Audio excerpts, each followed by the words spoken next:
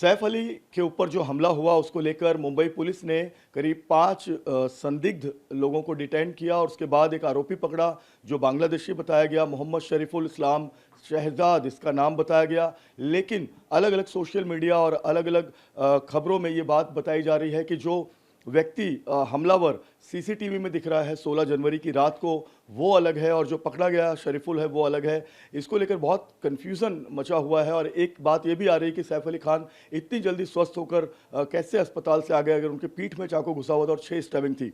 हमारे साथ बातचीत करने के लिए एकनाथ शिंदे शिवसेना के वरिष्ठ नेता संजय निरुपम मौजूद हैं। सर, आप बताएं कि ये जो पूरी घटना हो रही है इसको लेकर क्या कहेंगे आप?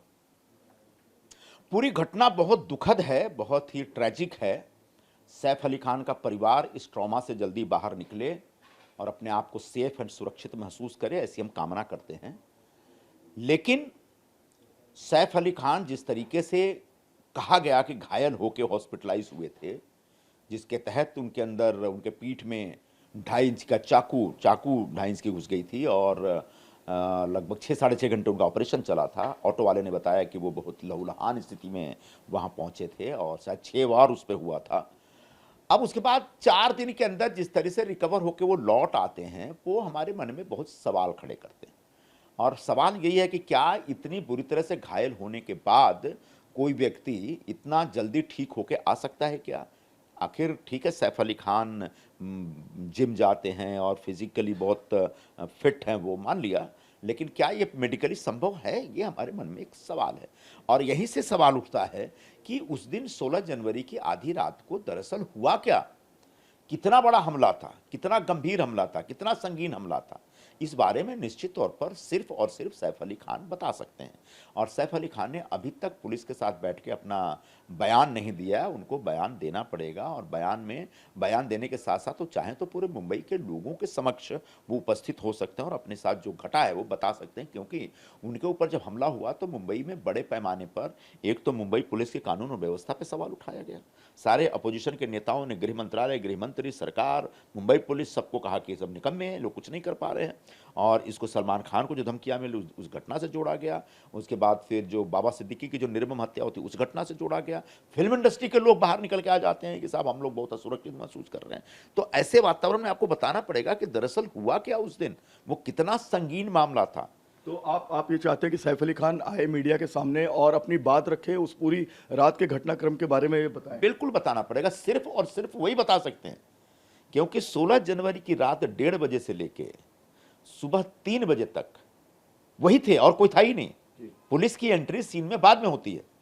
तो उनके घर में, उनके फ्लैट में क्या हादसा हुआ, कितना बड़ा हमला था, वो जानते हैं, उनके घर में काम करने वाले लोग जानते हैं, उनकी पत्नी जानते हैं, उनके बच्चे जानते हैं। इनमें से किसी ने कुछ को बताना है। तो ये सवाल हम पुलिस से नहीं पूछ सकते।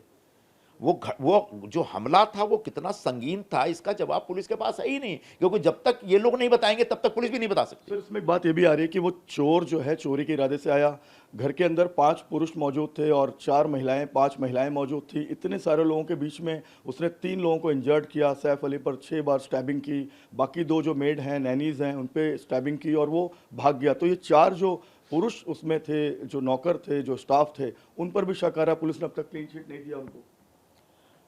ऐसे बहुत सारे अनुत्तरित प्रश्न हैं।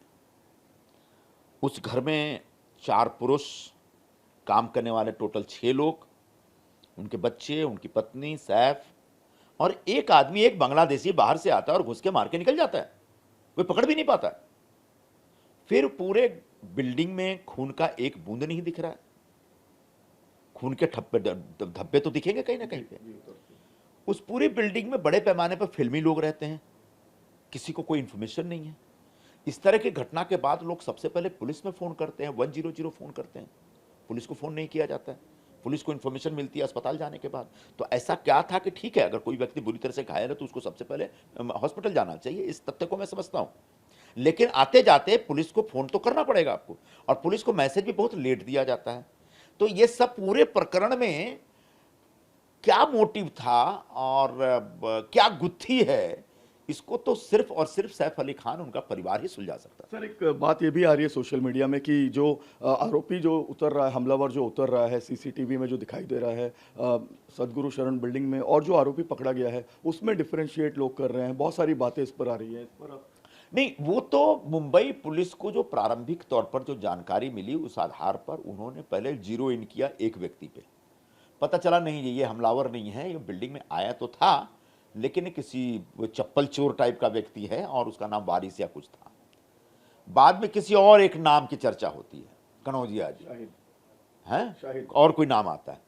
आखिरकार पुलिस को बाकी तमाम सुरागों के जरिए पता चलता है कि ये शरीफुल खान है जो बांग्लादेशी और इसने हमला किया।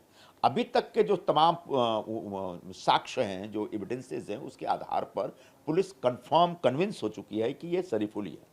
अब ये शरीफुल और जो पहले जिसका वीडियो है, सीसीटीवी ग्रैब है, वो दो अलग अलग व्यक्ति हैं, तो दोनों का चेहरा एक कैसे लगेगा? तो इसलिए सोशल मीडिया पे लोग बिना वजह कंफ्यूज कर रहे हैं, इसे कंफ्यूज नहीं करना चाहिए। बिल्कुल साफ तौर पर संजय निरुपम जी बहुत सारी बातें कर रहे हैं, कुछ सवाल उठा रहे हैं, और जिसका जवाब साफ तौर पर कहना है कि सैफ अली खान ही दे सकते हैं। उन्हें मीडिया के सामने आना चाहिए, उस रात की पूरी घटनाक्रम के बारे में जानकारी देनी चाहिए, ताकि दूध का दूध पानी का पानी हो जाए और मुंबई पुलिस के इन्वेस्टिगेशन पर सवाल न उठे।